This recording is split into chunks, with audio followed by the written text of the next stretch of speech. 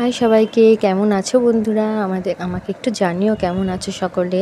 তো যাই হোক, আজকে আমি রান্না করব কাতলা মাছের সর্ষে ঝাল। তো কি লাগছে দেখেই নিচ্ছেন। একটু শুকনো লঙ্কা, আদা আর কাঁচা লঙ্কা। এটা কিন্তু কাঁচা মাছ দিয়েই তৈরি হবে রান্নাটা।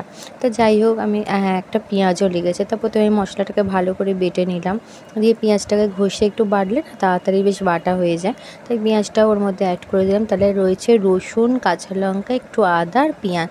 এদিকে সর্ষেটাকে আমি গুলে নেবো। আমি গুঁড়ো সর্ষেই ব্যবহার করেছি। এদিকে গুঁড়ো সর্ষেই ব্যবহার করেছি। তারপর একটু সামান্য জল দিয়ে তার মধ্যে একটু হলুদ গুঁড়ো দিয়ে দিলাম, দিয়ে একটু সর্ষের তেল দিয়ে দিলাম, এর মধ্যে একটু নুনও অ্যাড করে দিয়েছি।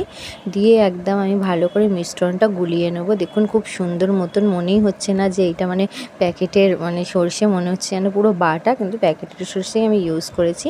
তো যাই হোক, এবার কড়ার মধ্যে আমি জল দিয়ে দিলাম। জল দিয়ে আমার ওই আদা, রসুন, কাঁচা লঙ্কা, পেঁয়াজের পেস্টটা আমি এর মধ্যে অ্যাড করে দিলাম। দিয়ে তার মধ্যে আমি সর্ষে গোলাটাও অ্যাড করে দিলাম। দিয়ে ভালো মতন মিশিয়ে দিয়ে আর ওই বাটি ধোয়া জলটাকেও আমি অ্যাড করে দিলাম।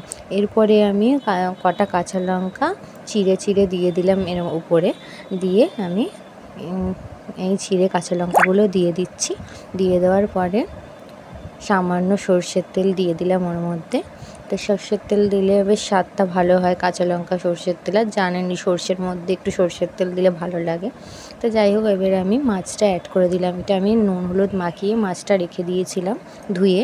তো কাতলা মাছের পেটি। তো যাই হোক, এরম করে আমি ধুয়ে নুন হলুদ মাখিয়ে দিয়ে দিলাম। এবার ডাইরেক্ট আমি ওই ঝোলের মধ্যে দিয়ে দিলাম। এরপরে কিন্তু আমি গ্যাসটা জ্বাললাম। প্রথমে কিন্তু আমি রেডি করে নিয়েছি সব। গ্যাসটা জ্বালানোর পরে আমি একদম আঁচটা আস্তে করে আমি রান্নাটা হতে দিচ্ছিলাম।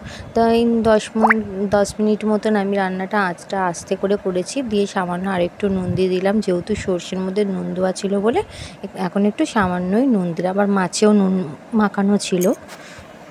ব্যাস, তারপরে রেডি। তারপরে একটু জোরে আঁচটা দিয়ে বেশ একটু কষা মানুষ ঝোলও করতে পারে।